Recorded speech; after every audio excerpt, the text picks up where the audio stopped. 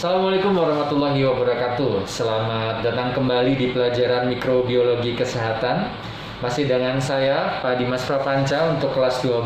Di pertemuan yang kedua ini, kita akan kembali mengupas mengenai media perbenihan bakteri.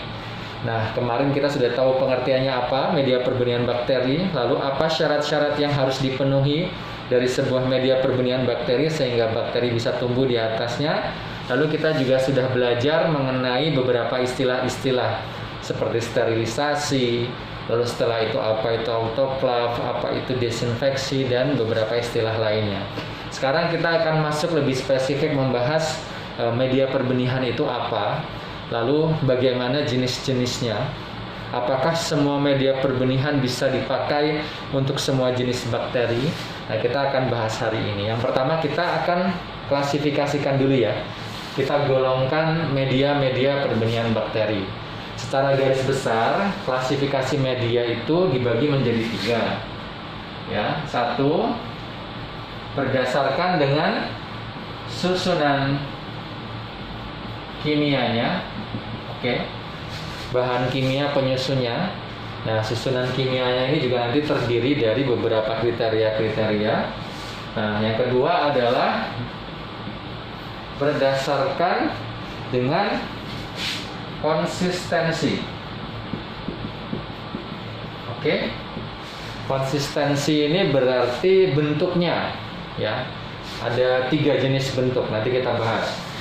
Lalu yang terakhir adalah media berdasarkan fungsinya untuk apa, gitu ya. Jadi ada 3, susunan kimia, konsistensi, dan fungsinya untuk apa. Nah, ini adalah 3 penggolongan besar di dalam klasifikasi media perbenihan bakteri.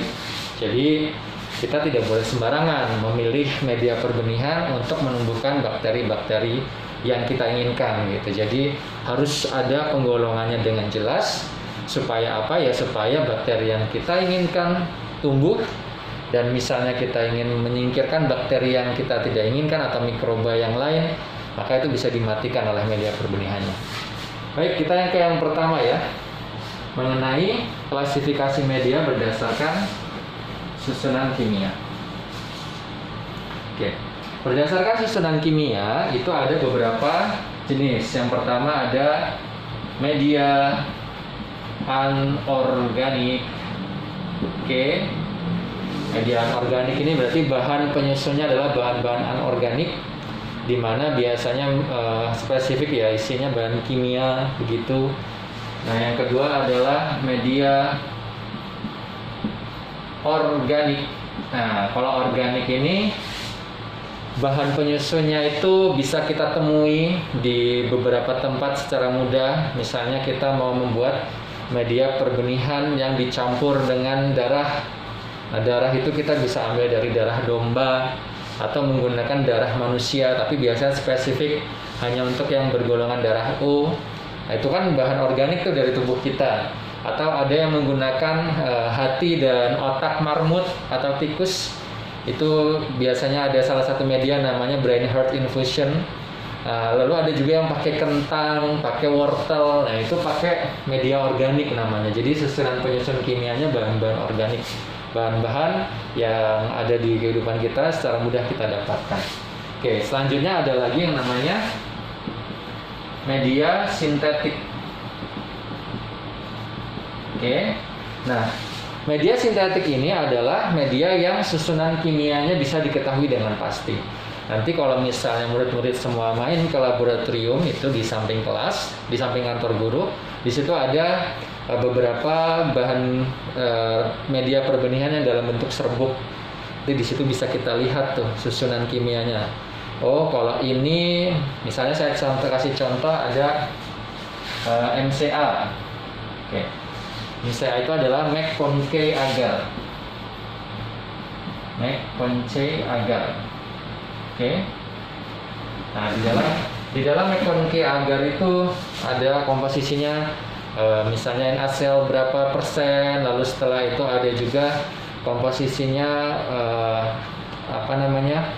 agarosa berapa persen. Nah, itu bisa kita ketahui dengan pasti maka dia masuk dalam kategori media sintetik. Ada juga media non sintetik. Oke. Nah, untuk media non sintetik ini susunan kimianya tidak bisa diketahui dengan pasti ya. Jadi ada sumbangsih bahan-bahan lain sehingga bisa mereduksi komposisi-komposisi kimia yang ada di dalamnya. Contohnya kayak yang saya sampaikan tadi. Misal kita mau membuat agar darah untuk bisa mengecek bakteri yang hemolisis pada darah atau enggak. Maka nanti kita mencampurkan media perbenihan lalu dicampur lagi sama darah sehingga nanti akhirnya masuknya ke non sintetik. Ada beberapa yang memiliki susunan kimia tapi karena dimasukkan bahan-bahan tertentu lainnya yang bersifat organik misalnya, jadi jadinya malah non sintetik. Lalu yang terakhir adalah media semi sintetik. Nah, kalau semi sintetik ini adalah sebagian komposisinya yang diketahui dengan pasti gitu. Jadi ketika kita membuat media perbenihan ada 1, 2, 3, 4, 5. Ini untuk secara susunan kimia. Apakah ini harus dihafalkan? Sebenarnya tidak perlu dihafalkan. Yang terpenting nanti sebagai bentuk latihannya siswa-siswi semuanya bisa lihat tuh di dalam di luar dari permukaan botol media perbenihan di dalam lab ada. Misalnya cari yang McConkey agar, nanti bisa dilihat di situ apa susunan kimia penyusunnya ya gitu. Kenapa harus ada larutan ini gitu. Misalnya untuk menumbuhkan bakteri gram negatif dan untuk membunuh bakteri gram positif. Itu adalah media berdasarkan susunan kimia untuk klasifikasi media yang pertama. Kita menuju yang kedua. Oke. Untuk klasifikasi yang kedua yaitu media yang menggunakan penggolongannya berdasarkan konsistensi.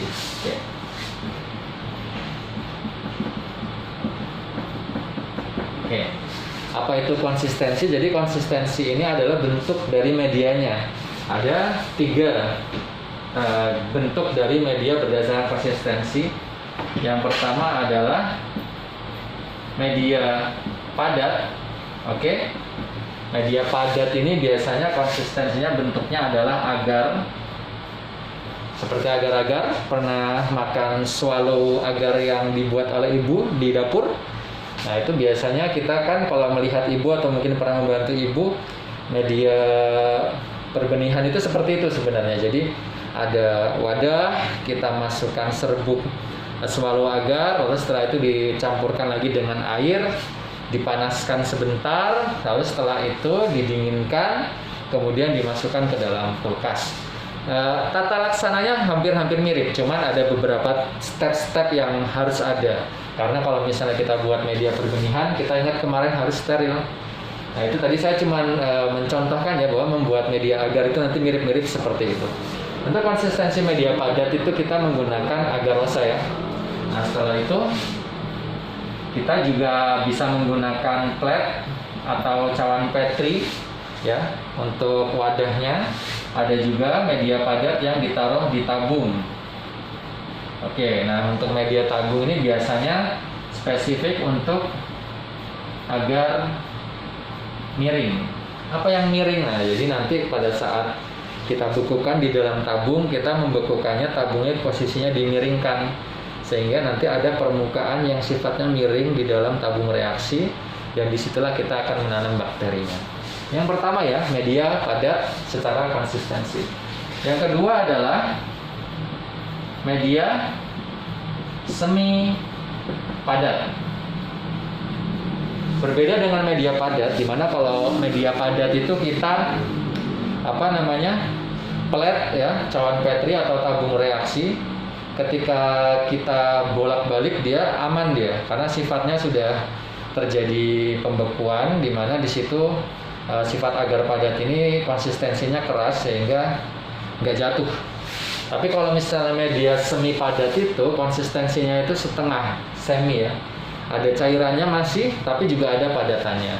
Jadi kita nggak boleh nih kalau media semi padat kita bolak-balik seperti media agar miring ya. Kalau misalnya tabung begini nggak boleh. Kalau media semi padat tetap harus berdiri posisi tabung reaksinya. Biarin lebih nyambung, besok kita praktikin ya. Nah, untuk media semi padat itu berarti konsistensinya itu ada setengah bagian yang sifatnya agar ya, tapi ada juga setengah bagian yang sifatnya cair. Nah, media semi padat ini spesifik untuk beberapa jenis bakteri yang kita identifikasi, yang mau kita periksa, yang punya pergerakan. Oke, jadi media semi padat ini spesifik untuk melihat motility. Oke, motility ya, ini harus digarisbawahi. Motility itu apa? Motility itu adalah pergerakan bakteri. Nah, pergerakan bakteri. Jadi kalau kita menggunakan media semi padat itu kita bisa identifikasi bakteri-bakteri yang punya flagel, yang mampu bergerak di dalam media perbenihannya. Nah, ini kita menggunakan media semi padat untuk recheck motility-nya, pergerakan bakterinya. Artinya bakterinya harus punya flagel. Kenapa harus punya flagel? Karena ya seperti yang sudah dipelajari bahwa bakteri itu bergerak menggunakan flagelnya. Oke. Nah, ini media semi padat. Yang terakhir berdasarkan konsistensi adalah media cair. Oke. Nah, untuk media cair ini ya berarti sifatnya cair, maka jarang yang ada media perbenihan cair ini hanya ditaruh di tabung biasanya ya. Jadi kita menggunakan tabung untuk membuat media cair. Terus setelah itu ada beberapa ciri khasnya, ciri khas namanya, penamaannya, pelafalannya ya. Biasanya media cair itu terakhirannya akan diberikan imbuhan kata-kata brut ya, brut ini ya. Apa itu brut? Brut itu jadi sejenis media perbenihan yang di dalamnya terdapat banyak nutrisi dan konsistensinya berbentuk cairan. Contohnya, oke, ada, ini saya kasih contoh ya, ada nutrien brut, biasanya ada yang menyebutnya NB. Oke, ada juga laktosa brut, ada yang menyebutnya LB. Nah, ini adalah contoh untuk konsistensi mengenai cair, media cair. Jadi berdasarkan klasifikasi media, untuk konsistensinya, bentuk yang bisa dilihatnya ada tadi media padat, media semi padat, lalu ada media cair. Nah, ini sering keluar biasanya di ujian, jadi harus paham. Semoga besok ada kesempatan kita praktek dan kita bisa membuat 3 jenis media perbenihan ini. Baik, lanjut yang ketiga untuk penggolongan klasifikasi media berdasarkan fungsi. Oke, kita coba review dulu ya. Yang pertama tadi berdasarkan bahan kimia penyusunnya atau berdasarkan susunan kimianya. Ada media organik, anorganik, sintetis, non-sintetis, semi-sintetis. Lalu untuk berdasarkan penggolongan yang kedua berdasarkan konsistensi ada media padat, media semi padat, dan media cair. Yang terakhir, klasifikasi media berdasarkan fungsinya. Oke, fungsi berarti kegunaannya. Untuk apa kita menggunakan media perbenihan ini? Oh, untuk membuat bakteri A atau misalnya bakteri Escherichia coli dapat tumbuh secara spesifik dan ada ciri khas yang keluar dari koloni-koloninya misalnya begitu. Atau media-media lainnya yang spesifik juga ada jenis-jenisnya karena dia bersifat universal, bersifat selektif dan lain-lain. Oke, yang pertama berdasarkan fungsinya. Yuk kita lihat. Berdasarkan fungsinya ada beberapa jenis media perbenihan. Yang pertama ada yang namanya media enrichment. Oke.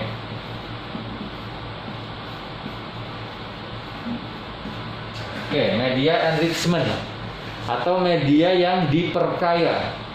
Siapa yang mau kaya? Semuanya mau kaya. Tapi maksudnya di sini adalah kita menambahkan zat-zat tertentu atau bahan-bahan tertentu ke dalam media perbenihan dengan tujuannya memperkaya nutrisi, memperkaya komposisi, sehingga apa? Sehingga dari situ nanti beberapa atau mungkin mayoritas bakteri yang kita ingin tumbuhkan itu bisa tumbuh dengan maksimal. Jadi yang dimaksud dengan media enrichment atau diperkaya ini adalah ditambahkan zat-zat tertentu ya.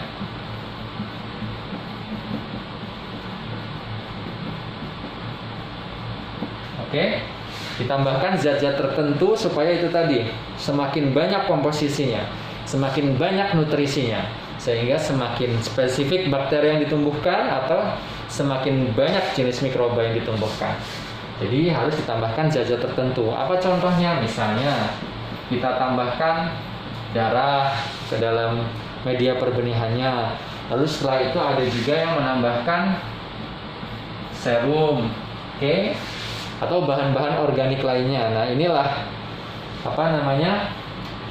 media enrichment, media yang diperkaya. Komposisinya ditambahkan, nutrisinya diperbanyak. Oke. Fungsi yang kedua adalah media yang bersifat universal. Enrichment yang pertama, yang kedua adalah media yang bersifat universal. Apa itu universal? Universal itu artinya luas, banyak. Jadi pada intinya ketika kita menanam spesimen di dalam media universal, maka apapun tumbuh, gitu ya. Jadi media universal ini adalah media yang bisa dipakai untuk menumbuhkan semua mikroba atau bakteri. Jadi sifatnya universal, menyeluruh, apa aja bisa tumbuh, bakterinya tumbuh, ada mikroba lain juga bisa tumbuh. Nah, ini biasanya dipakai untuk awal-awal proses mengidentifikasi bakteri. Jadi misalnya kita dapat sampel nih dari ruangan operasi, Dari ruangan operasi dihadirkan sampel Bapak N, usia sekian, sampel diketahui diambil dari luka bekas operasi, misalnya luka bekas operasi yang bernanah dan tidak kunjung sembuh. Lalu setelah itu diambil pakai swab steril pastinya, nanti dibawa ke laboratorium. Nah, sifat dari bakteri atau luka di mana luka yang terbuka pasca operasi itu biasanya jenis-jenis bakteri bisa tumbuh di situ. Nah, nanti biasanya kita membutuhkan media universal sebagai media yang pertama. Tujuannya apa ya? Tujuannya yang penting dari hasil swab yang diambil di luka pasca operasi itu bisa tumbuh dulu semuanya. Baru nanti kemudian kita cek lagi dengan media-media lainnya. Oke, ini adalah media universal, media yang biasanya pertama digunakan untuk proses perbanyakan bakteri. Next, lawannya dari media universal adalah media selektif. Nah, kalau universal sifatnya majority tumbuh, semuanya bisa tumbuh. Sebaliknya untuk media selektif yang tumbuh ya hanya bakteri-bakteri tertentu yang sudah diseleksi, yang sudah dipilih ya. Jadi ini sifatnya untuk memilih bakteri atau membedakan bakteri. Jadi memilih dan membedakan bakteri kita bisa gunakan media selektif. Bagaimana caranya? Kok bisa yang tumbuh kalau universal tadi bisa tumbuh semua, tapi kok ini bisa beda yang tumbuh? Misalnya kita cuma pengen yang tumbuh itu Shigella, begitu. Kita nggak pengen tumbuh bakteri coli. Gimana ya cara membedakannya? Nah, berarti dengan demikian kita harus menambahkan zat-zat tertentu. Nah, zat-zat tertentu ini dia harus punya sifat selektif atau menyeleksi dari pertumbuhan bakterinya, sehingga nanti yang tidak diinginkan ya nggak bisa tumbuh. Ya, saya kasih contoh, misalnya kita mau menumbuhkan bakteri gram negatif ya, gram negatif, tapi kita nggak mau menumbuhkan bakteri gram positif. Jadi ini bisa tumbuh, sedangkan yang gram positifnya tidak tumbuh begitu. Apa yang harus kita pakai? Nah, kita bisa menggunakan yang namanya penambahan kristal violet. Oke. Sorry ya sampai ke bawah-bawah ini. Jadi kita bisa tambahkan yang namanya kristal violet ke dalam media selektif kita gitu. Jadi atau memang media selektifnya di dalamnya sudah ada kristal violetnya, sehingga apa? Yang negatifnya yang dimana kristal violet ini bisa tetap menjaga konsistensi gram negatif untuk tumbuh, sedangkan gram positifnya terhambat, akhirnya mati, tidak tumbuh. Maka kita bisa menggunakan media selektif yang mengandung kristal violet, atau bisa kita menggunakan media tertentu, kemudian kita tambahkan kristal violet sebagai komposisi di dalamnya. Oke. Ada satu lagi sebenarnya, saya hapus dulu ya. Oke, berdasarkan fungsi ada satu lagi ya, setelah 3 hal tadi. Yang selanjutnya adalah berdasarkan fungsi untuk media diferensial. Oke. Jadi media diferensial ini? Oke. Media diferensial ini adalah media yang hampir mirip dengan media selektif, sifatnya untuk membedakan pertumbuhan bakteri. Oke. Jadi kayak tadi selektif, dia juga untuk membedakan pertumbuhan bakteri, sehingga kita bisa semakin spesifik untuk proses identifikasinya. Sama seperti selektif juga, dia menambahkan zat-zat tertentu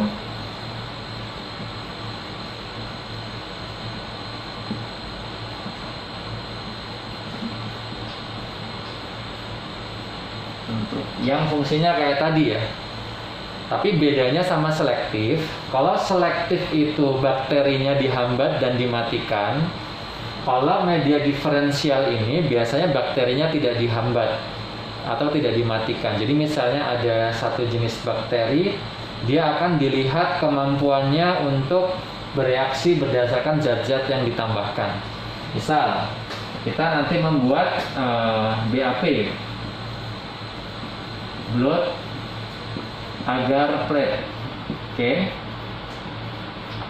Maka namanya blood agar berarti kita akan menambahkan blood atau darah. Jadi di dalam media yang kita buat, media perbenihan yang kita buat, di dalamnya ada komposisi darahnya.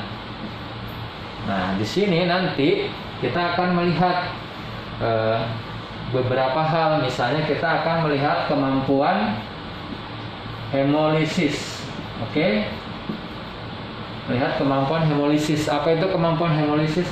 Kemampuan bakteri untuk memecahkan ikatan hemoglobin darah atau melisiskan darah. Jadi nanti kita lihat jenis hemolisisnya, apakah dia hemolisis alfa, beta, atau hemolisis gamma. Nah, ini merupakan media diferensial. Jadi misalnya jenis bakterinya dia hemolisis gitu. Maka nanti hemolisisnya bentuknya apa? Alfa, beta, atau gamma. Atau biasanya dia hemolisis atau non hemolisis gitu. Jadi itu adalah sifatnya diferensial. Tetap ditambahkan zat-zat tertentu tapi bukan menghambat, hanya untuk membedakan spesifikasinya saja gitu ya. Kalau selektif itu benar-benar dimatikan bakterinya yang tidak diinginkan tumbuh. Tapi kalau diferensial, bakterinya tetap tumbuh namun dilihat kemampuannya untuk mereduksi atau bereaksi dengan zat-zat tertentunya. Contohnya blood agar plate, kita buat agar darah tapi ditambahin dengan darah. Lalu setelah itu kita lihat nanti kemampuan bakterinya hemolisisnya. Gitu. Bisa hemolisis dalam bentuk alfa, beta, gamma, atau bisa melihat hemolisis atau non hemolisis. Oke, ini adalah klasifikasi media ya. Yang ketiga yaitu fungsi. Sudah lengkap tadi ya, ada susunan kimia, ada berdasarkan konsistensi dan berdasarkan fungsi yang ada 4 tadi. Yang pertama adalah enrichment, media yang diperkaya. Yang kedua adalah media universal, media yang bisa ditumbuhi oleh semua jenis mikroba. Lalu ada media selektif, media yang digunakan untuk menseleksi atau memilih jenis bakteri tertentu yang tumbuh. Dan yang terakhir adalah media diferensial atau media yang berfungsi untuk membedakan pertumbuhan bakteri. Atau bisa lebih bagus kita tambahin ya, tumbuhan bakteri atau reaksi terhadap zat yang ditambahkan. Jadi nanti ketika ditambahkan suatu zat tertentu, ada nggak spesifikasi perbedaannya? Contohnya ya ini, ditambahin darah, kita lihat bakterinya mampu ngurai darah nggak? Hemolisis nggak atau non hemolisis? Nah kalau hemolisis dia apa hemolisisnya? Alfa, beta atau gamma? Itu ya untuk fungsi. Sekarang kita akan coba berlatih membuat media perbenihan. Baik, setelah kita mengklasifikasikan media, sekarang kita coba latihan ya, buat praktik. Besok kita akan berlatih bagaimana caranya membuat media perbenihan bakteri. Untuk awalan yang paling mudah, kita coba untuk membuat media agar padat ya. Jadi medianya salah satu jenis media berdasarkan klasifikasi konsistensi yaitu media padat, media agar padat ya.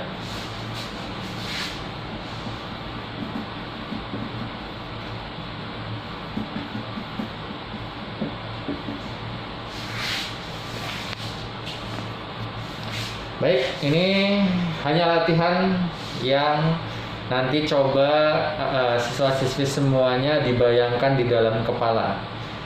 Prakteknya nanti di laboratorium. Kita bahas caranya dulu. Oke. Sekarang kita prinsipnya dulu ya. Apa yang mau kita buat?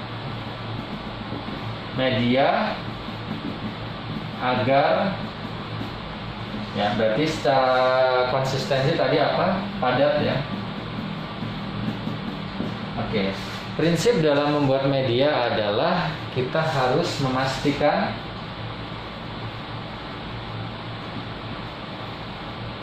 sterilitas media. Oke, memastikan sterilitas media. Maka hal yang paling pertama disiapkan adalah kita harus menyiapkan, karena ini media padat ya, berarti kita pakainya cawan Petri. Sterilitas media dan ditambahin peralatannya, supaya tidak mengkontaminasi media yang mau kita buat. Berarti alat dan bahannya harus disiapkan. Yang pertama adalah tentu saja medianya ya. Media agar ini berarti medianya. Biasanya dalam bentuk serbuk, Setelah itu kita harus siapkan aquades. Aquades, air aquades ini jumlahnya harus sesuai dengan komposisinya. Lalu setelah itu, kalau misalnya ada bahan-bahan tambahan, harus disiapkan juga. Baik. Nah, selanjutnya adalah alatnya. Yang kita siapkan berarti tadi ya, cawan Petri. Penting steril. Jangan lupa steril. Yang selanjutnya adalah kita bisa melakukan penimbangan nanti menggunakan timbangan digital. Boleh juga pakai neraca analitik atau timbangan digital juga nggak masalah. Yang terpenting pada saat proses menimbang dengan timbangan digital, pastikan desimal 2 angka di belakang koma.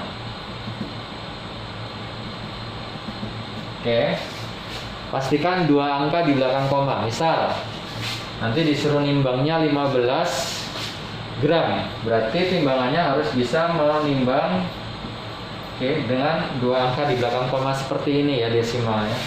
Karena apa? Nanti waktu nimbang, ini kunci keberhasilan membuat media agar ya, yaitu jangan sampai timbangannya kurang dari komposisi yang seharusnya. Misal nanti diminta nimbangnya 15 gram, maka yang ditimbang harus dilebihin tuh. Misal 15 gram kita lebihkan menjadi 15,55 gram. Tuh ya. Pokoknya prinsipnya harus lebih. Supaya apa? Supaya nanti bisa jadi agar beneran. Pernah nggak kalian lihat ibu kalian buat agar tapi nggak beku? Jadi udah dimasukin kulkas, udah dipanasin, tapi ternyata begitu mau dimakan lah belum jadi bu agarnya, ternyata perbandingan komposisinya salah. Nah, jadi ini kunci keberhasilannya salah satunya adalah dengan melebihkan dari permintaan yang diharuskan.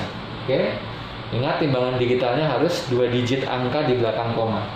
Jadi jangan yang bisanya cuma nampilin 15 saja, 15 gram ya 15, itu jangan dipakai.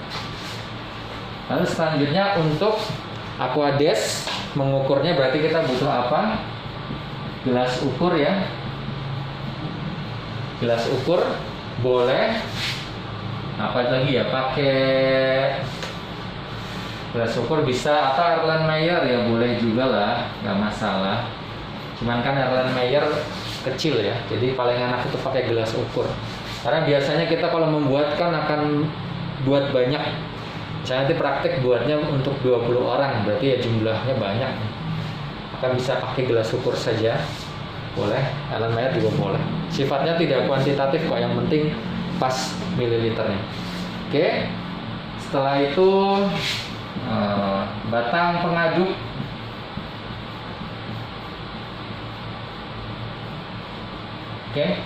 Batang pengaduk, jadi nanti begitu serbuk sudah ditimbang, setelah itu dimasukkan ke dalam Erlenmeyer, habis itu dimasukkan air yang sudah diukur volumenya, aduk. Selanjutnya kertas timbang.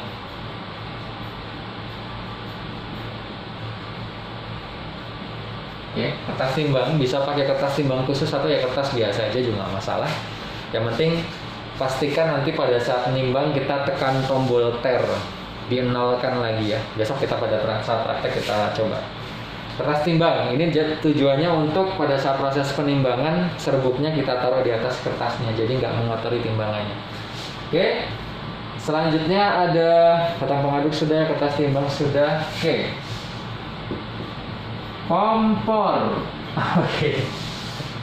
Apa guna kompor? Ya buat memasak. Apa yang dimasak ya? Media tadi yang sudah ditimbang serbuknya, dimasukkan Erlenmeyer, lalu setelah itu dikasih air, diaduk-aduk, ditutup, dimasak gitu, supaya panas. Bisa pakai kompor biasa, bisa juga pakai kompor listrik, tergantung yang ada yang mana bisa dipakai ya. Tuh, kompor. Ingat, nah berarti tadi kalau misalnya ini kita tetap harus pakai Erlenmeyer ya. Erlenmeyer ini nanti tujuannya untuk menghomogenkan, jadi semuanya dimasukkan ke dalam Erlenmeyer. Sediakan juga tutupnya buat menutup Erlenmeyernya saat dipanaskan. Lalu setelah itu autoclave. Autoclave kemarin ada ya di tugas ya. Apa itu autoclave? Jadi autoclave merupakan alat yang digunakan untuk sterilisasi. Bisa digunakan untuk sterilisasi alat-alat medis, bisa juga digunakan untuk sterilisasi media-media. Nah, jadi paling bagus sih sebenarnya dipisahkan antara alat yang buat sterilisasi bahan habis pakai atau alat yang buat sterilisasi limbah. Tapi kalau punyanya cuma satu ya autoclave bersifat. Jadi nanti Saya jelaskan ya tahapan-tahapannya apa. Intinya autoclave harus disiapkan juga. Oke, sudah, kita hapus dulu, kita masuk ke rangkaian selanjutnya. Oke, jadi yang pertama besok adalah cari dulu media yang mau dipakai apa. Kalau tidak salah di lab itu ada media MCA ya, MCA, Mac Concave agar bisa pakai ini, dicari di lemari reagen, cari Mac Concave agar. Setelah itu yang kedua, ini caranya ya, pastikan cawan Petri sudah steril. Oke, jadi nanti tinggal pakai aja, jangan baru mau kerja udah belum disterilin gitu. Jadi harus disterilkan dulu, di hari sebelumnya disterilkan saja biar ini bagus dan rapi. Pastikan cawan Petri sudah steril. Oke, yang ketiga, MCA, lihat komposisi, oke, komposisi pembuatannya. Oke, jadi nanti dilihat nih, MCA berapa gram, Aquades berapa gram, berapa mililiter ya, berapa mililiter. Nah ini berarti yang harus ditimbang sekian gram, Aquades yang harus disiapkan berapa mili. Nanti dilihat komposisi di balik permukaan insert dari botolnya, botol MCA. Biasanya serbuk ya, jadi masih dalam bentuk serbuk. Lihat aja permukaannya berapa komposisi yang harus ditimbang dan Aquades yang harus disiapkan. Oke, yang patut diingat, timbangan ya, siapkan timbangan digital. Oke, siapkan timbangan digital. Setelah itu timbang sesuai gramnya. Oke, berapa yang dibutuhkan serbuknya. Tapi yang harus diingat, nanti letakkan dulu ya, letakkan kertas timbangnya. Oke, letakkan kertas timbang di atas timbangannya, lalu tekan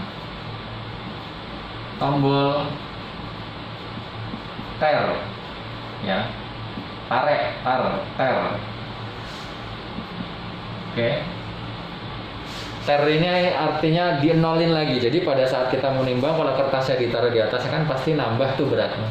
Sedangkan kita cuma mau cari berat yang ditimbang berapa gitu, yang dari serbuknya. Nah, kita ter dulu ya, kita nolkan lagi setelah ditaruh kertas baru. Kemudian timbang serbuk agar sesuai gramnya, tuh. Baru tuangkan ke Erlenmeyer ya, Erlenmeyer. Baik, di serbuknya udah dimasukin ya ke Erlenmeyer ya. Oke, ini misal aja ya, jelek gambarnya. Jadi serbuk yang udah ditimbang dimasukkan ke Erlenmeyer. Selanjutnya Aquades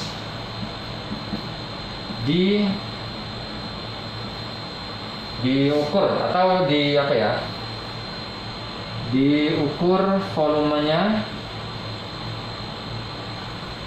menggunakan beaker glass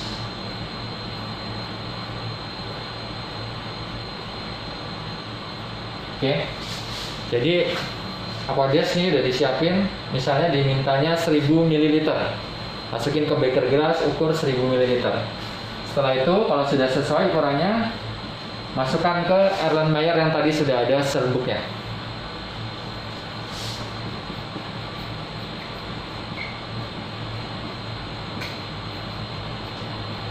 Oke. Baru kemudian setelah dimasukkan, diaduk pakai batang ya, dihomogenkan pakai batang pengaduk. Oke, dihomogenkan pakai batang pengaduk. Terus setelah itu ditutup Erlenmeyernya. Buat tutupnya bisa pakai kapas yang dililit dengan aluminium foil ya. Jadi kapas dililit, digumpal-gumpalin, terus habis itu dibungkus pakai aluminium foil atasnya, kemudian ditutup pakai Erlenmeyer. Nah, ini tahapan yang keenam. Oke, kita lanjut ke tahapan selanjutnya. Saya hapus dulu. Baik, setelah sudah, tadi kita masuk ke tahapan yang ketujuh, yaitu dimasak atau dipanaskan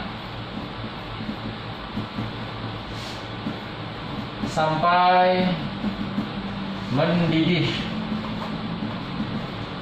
Sampai mendidih di kompor ya. Sambil sesekali diaduk pada saat dipanaskan supaya serbuknya bisa larut ke dalam cairannya. Ya. Berapa lama waktunya? Lama waktunya sampai tidak ada lagi serbuk yang masih terlihat di pandangan mata kita. Jadi sampai dia mendidih, apa ya istilahnya ya? Ada gelembung-gelembung gitu, blubuk-blubuk. Kalian panasin terus. Habis itu baru nanti kalau sudah larut ya, sudah larut. Proses selanjutnya yaitu sterilkan media. Oke. Jadi udah panas, jadi disterilin lagi karena takutnya masih ada spora-spora bakteri atau mikroorganisme lain yang bisa mencemari. Jadi kita sterilkan medianya. Di mana? Di autoclave. Oke. Suhu 121 derajat Celcius. 121 derajat Celcius, tekanan 1 atm, waktunya 15 menit. Oke. 121 derajat Celcius, 1 atm 15 menit pakai autoclave. Nah, kayaknya di sekolahan belum ada autoclave-nya. Nanti kita coba cari pikir bagaimana caranya. Nah, nanti setelah selesai berarti medianya sudah steril, oke. Media yang di dalam Erlenmeyer kita sudah steril, artinya sudah siap tuang kemana? Ke cawan Petri. Oke.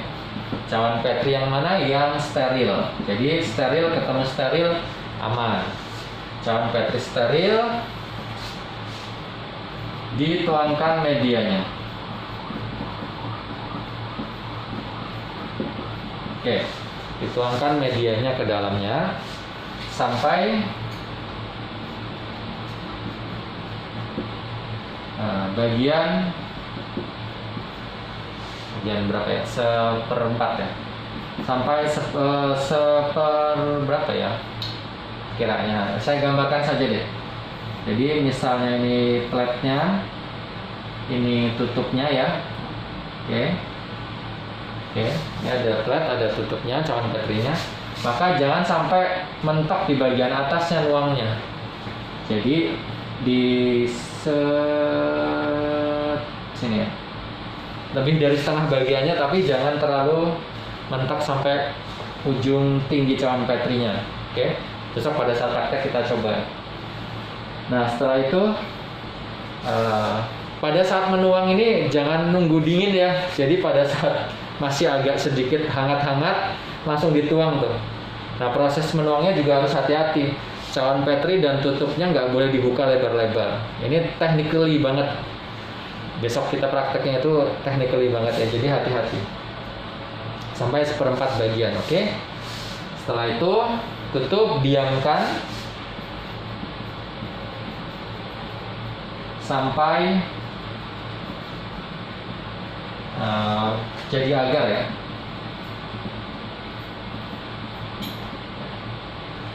Jadi setelah dituang, diamkan sampai dingin, kemudian jadi agar. Gimana Pak cara ngeceknya? Ya nanti kalau pada saat kita sedikit goyangkan di permukaan meja misalnya, tidak bergerak-gerak lagi gitu cairannya, dia udah konsistensinya udah jadi padat. Oke, diamkan saja di atas. Nah, dengan demikian maka yang ke-10 nanti setelah dia sudah padat,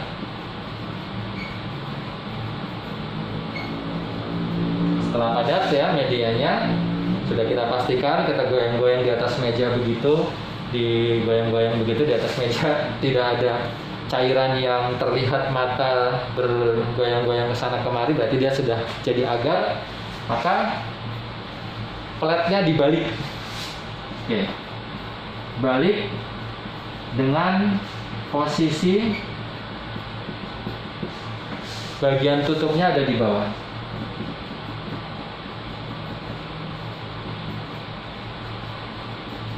Baru setelah itu simpan di kulkas untuk dipakai kemudian. Oke. Nah, ini adalah tahapan cara membuat media. Panjang ya. Ya, beginilah seorang TLM runut panjang sampai menuju tahapan ke-10 disimpan di kulkas untuk kemudian dipakai. Itu butuh waktu. Jadi kerjanya biasanya 2 hari. Hari pertama menyiapkan peralatan, disterilin dulu cawan petrinya.